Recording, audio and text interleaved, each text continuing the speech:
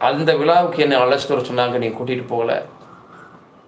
நீ பட்டம் வாங்கி டிகிரி முடித்து பட்டம் வாங்கிய போது அந்த பட்டமளிப்பு விழாவுக்கு இந்த தாயை கூட்டிகிட்டு வர சொன்னாங்க, அப்பவும் இந்த தாயை கூட்டிகிட்டு போகல. பரவாயில்ல, இப்போ வெளிநாட்டில் போய் நீ சம்பாரித்து மனைவி மக்களோடு சந்தோஷமாக இருக்க, இப்போதாவது உன் குழந்தைகளை பார்க்கணுன்னு ஆசையாக இருக்கப்பா, ஒரு தடவை என்னை கூட்டிகிட்டு போய் உன் குழந்தைகளை காட்டுவேன் அப்படின்னு கேட்குறாங்க. அவன் அங்கேருந்து ஒரு லெட்டர் எழுதுறான் அம்மாவுக்கு. அம்மா, உன்னை நான் ஏன் 10th படிக்கும் போதும் +2 படிக்கும் போதும் பட்டமளிப்பு விழாவுக்கும் உன்னை நான் ஏன் அழைச்சிட்டு போகலன்னு உனக்கு தெரியுமா?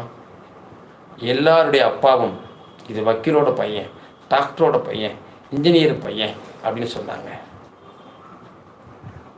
நான் உன்னை ஏன் கூட்டிகிட்டு போகலைன்னா, உனக்கு ஒரு கண் இல்லை, கண்ணில்லாத ஒரு கண் பொட்டையாக உள்ள தாயினுடைய மகன் என்று ஒருத்தனை சொல்லக்கூடாதுக்காக கூட்டிகிட்டு போகல.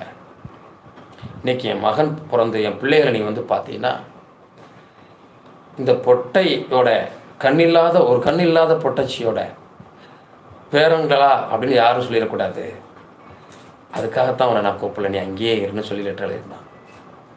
திரும்ப இந்த தாய் ஒரு லெட்டர் எழுதுறார், மகனே, என்னை ஒரு கண்ணில்லாதவள் என்று சொல்லி இந்த உலகம் சொல்லணும்னு நீ சொல்கிற, இது எப்படி நான் அந்த கண் இல்லாமல் போனேங்கிற விஷயத்தை நீ தெரிஞ்சுக்கோ. நீ 5 வயது இருக்கிற போது, சிறு பிள்ளையாக 5 வயதுக்குள்ளேயே 3 வயது இருக்கும் போதே நீ ஓடி விளையாடுகிற போது ஒரு குச்சி உன் கண்ணில் குத்தி கண்ணு கெட்டு போச்சு. அதை மருத்துவர்கிட்ட போய் பார்க்கிற போது மருத்துவர் சொன்ன விஷயம், கண்ணு போச்சு, கண்ணு இனிமேல் ஒன்றும் பண்ண முடியாது, அந்த கண்ணை எடுத்துடணும், அப்படி இல்லை அப்படின்னா உங்கள் உறவுக்காரவங்க யாராவது ஒரு கண்ணு கொடுத்தா அது சேர்ந்ததுன்னா அந்த பையனுக்கு பொருத்தலாம் அப்படின்னாங்க.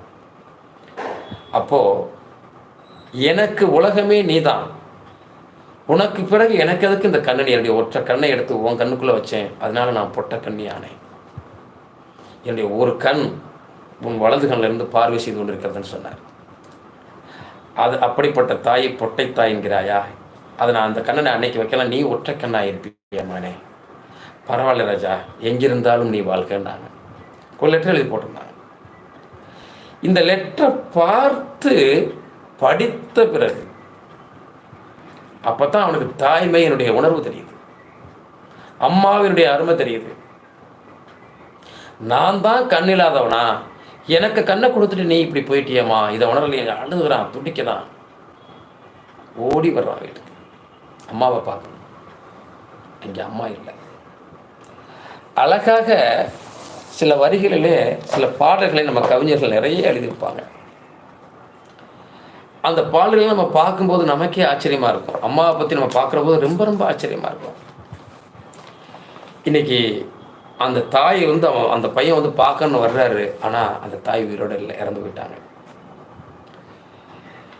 எவ்வளோ பெரிய ஒரு நெகிழ்ச்சியான விஷயம், என்ன நடக்கிறது என்று கூட தெரியாமல் இந்த உலகத்தில் அம்மாக்களை நாம் யதார்த்தமாக ஒரு ஈஸியான நிலைக்கு கொண்டு வந்துடுறோம். அம்மாவினுடைய அருமையும் பெருமையும் நமக்கு தெரியலை, அம்மாவுடைய தியாகம் நமக்கு தெரியலை. அப்போது அவன் என்னமோ சொல்லுவாங்க, எவ்வளவுதான் கத்தி அழுது புரண்டாலும் மாண்டோர் வருவதில்லை. ஒரு தாய் உயிரோடு இருக்கிற போது அந்த தாயினுடைய தியாகம் என்ன என்று தெரியாமல் நாம் உயர்ந்து விட்டோம் என்று நினைக்கிறோமே, எவ்வளவு பெரிய தியாகத்தை அந்த தாய் செய்திருக்கிறார். நான் கண் இல்லாமல் அலைஞ்சாலும் பரவாயில்ல, என் பையனுக்கு கண் வேணும், 3 வயசுல ஒரு கண்ணை கொடுத்து வளர்த்த தாய் அவனை எப்படி நடத்தி இருக்கிறார். அதாங்க தாய். அப்பாவை பற்றி நாம் நிறைய சொல்லலாம். அப்பா என்பவர் இந்த தன்னை விட தன் மகனுடைய வளர்ச்சி பெரிதாக இருக்க வேண்டும், இந்த சமூகத்தில் அவன் மதிக்கப்பட வேண்டும், சமுதாயத்தில் பெரித மனிதனாக வேண்டும். நிறைய பார்த்தீங்கன்னா ஒரு பையனுடைய வளர்ப்பு சரியில்லை அப்படின்னா அந்த அவளுடைய பையன் தான் இவன், தாயை போல தானே இருக்கும் பிள்ளைன்னு தாயை பற்றி ஏராளமாக பேசுவாங்க. அவன் வளர்ந்து விட்டான், பெரியாள் ஆகிட்டான், டாப்லோடு வந்துட்டான்னா இன்னொரோட பையன் அப்படின்னு அப்பாவுடைய பேரை சொல்லுவாங்க. சுகத்திற்கும் துக்கத்திற்கும் நிறைய விஷயம் இருக்கிறது.